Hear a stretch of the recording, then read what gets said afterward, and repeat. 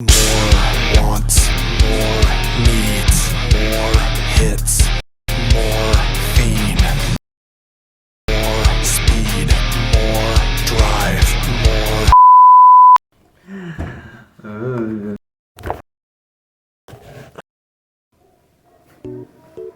Números ordinales.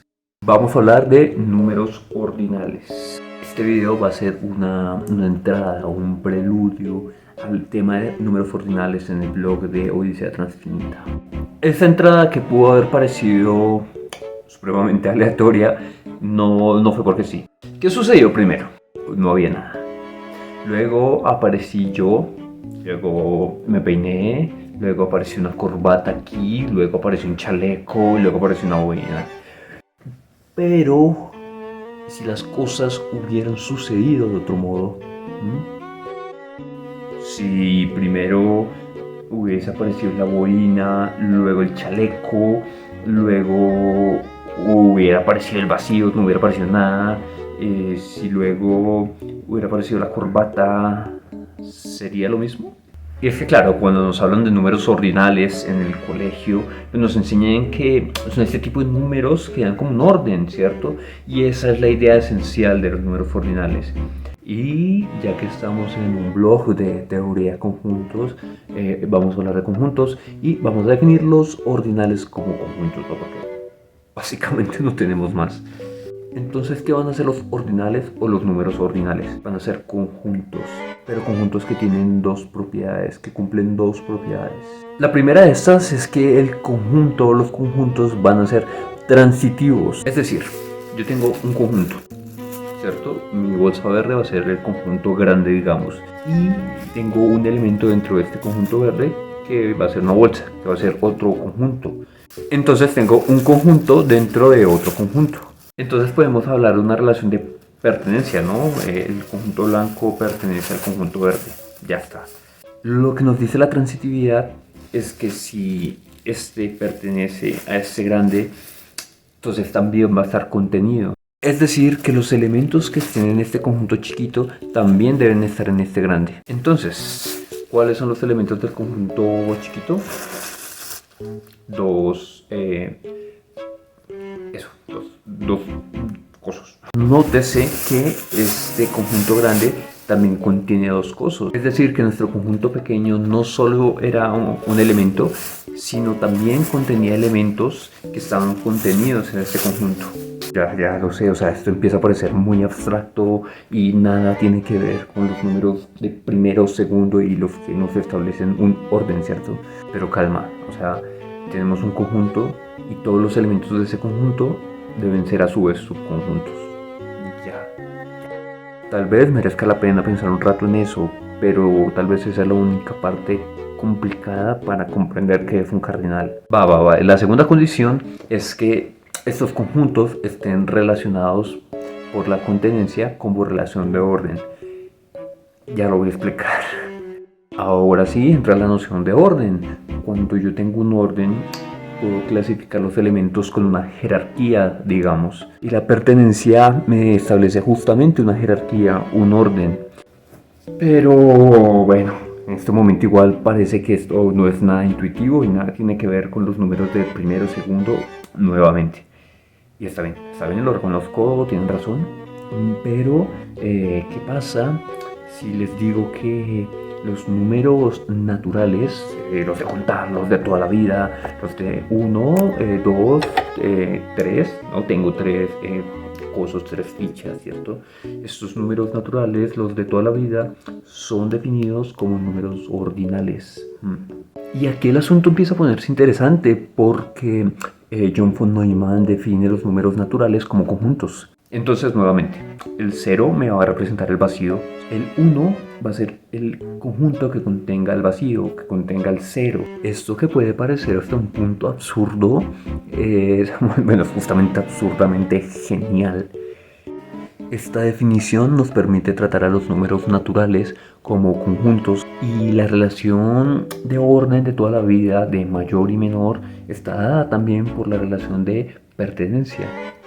A ver, 2 mayor que 1 va a estar dado porque el 1 está en el 2, digamos, pertenece al 2, ¿cierto? El 1 pertenece al 2. Y si ahora vamos al 3, el 2 está en el 3 y el 1 está en el 3 y el vacío también está en el 3. Por eso el 3 es mayor que el 2, que el 1 y que el 0. Pensémoslo como los sucesos, como el tiempo. Por ejemplo, digamos, este momento es el presente. Yo suelto este coso, cae. Ahora tengo dos sucesos. Tengo el suceso donde este objeto está quieto y el suceso donde este objeto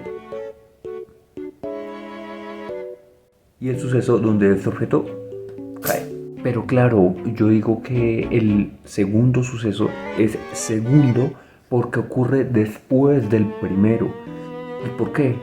Porque si no hubiera ocurrido el primero, es decir, si yo no hubiera tenido el cosito acá y no le pego o no lo dejo caer, pues mi cosito no cae. Ahora vamos a ir aumentando los números. Entonces tenemos el 1, el 2 que contiene el 1 y el 0, y el 3 que contiene los anteriores, y el 4 que contiene los anteriores, 5, 6, 7, 8, y nos vamos hasta el infinito. El infinito. Nuevamente, si miramos a los naturales como conjuntos, hay un conjunto que contiene a todos los naturales. Es el conjunto de los naturales justamente. Pero también puede ser visto como un número y este número lo llamamos omega. ¿Sí? Omega va a ser el primer número infinito, por decirlo así, bajo esta definición, ¿no? Bajo la definición de von Neumann. Pero esto empieza a volverse una locura porque después de omega hay números más grandes que omega, infinitos más grandes que otros, y luego tenemos infinitos, y luego vemos que los números ordinales representan o son isomorfos a todo buen orden, definiciones que veremos en el blog. Pero además podemos darle un número a los infinitos. Vamos a definir un nuevo tipo de números ordinales que vamos a llamar números cardinales. Nuevamente esta noción de contar de toda la vida aparece, ¿cierto? Y aparece formalizada. Luego son los cardinales los que nos dan el tamaño de los conjuntos, ¿cierto? Nos dicen qué tantos elementos tienen. Y claro, es fácil contar conjuntos finitos, conjuntos que tienen una cantidad limitada de elementos. Pero ¿qué pasa cuando estos conjuntos son infinitos? Entonces ya no es tan intuitivo. Y entonces a infinitos como el de los números naturales los llamamos Aleph sub 0. Este va a ser su cardinal. Pero recordemos que el cardinal es a la vez un ordinal. Pero luego estos números cardinales pueden crecer hasta llegar a un tipo de números que se llaman grandes cardinales, que son justamente de los que hablamos en este blog. Y entonces en un punto llegamos incluso a hablar de cardinales inaccesibles. O sea, la palabra de entender que no se puede acceder a ellos es rarísimo. Pero devolvámonos, vamos yendo hacia atrás, hacia el principio de este video. Y llegamos al punto de partida donde teníamos el vacío como un algo que a la vez no es nada. Y entonces con eso construíamos los números naturales y teníamos un conjunto infinito. Y con esto teníamos luego el conjunto de los números naturales. Y luego con esto teníamos al 1 y con el 1 el 2 y con el 2 el 3 en un proceso recursivo que es una característica propia de los números ordinales y que es una característica fundamental en matemáticas. Es de hecho una propiedad consecuencia de cómo formalizamos este tipo de números. Es decir, que es demostrable. Y ya luego con los números naturales podemos construir los enteros y podemos construir los racionales. La idea de este video es nomás dar una introducción, es abrir un poco a lo que son los números ordinales que nos sirven para definir los cardinales y bueno, todo este cuento que ya he echado y del que vamos a hablar o el que hablamos ya en nuestro blog, el blog de Odisea Transfinita. Gracias por ver.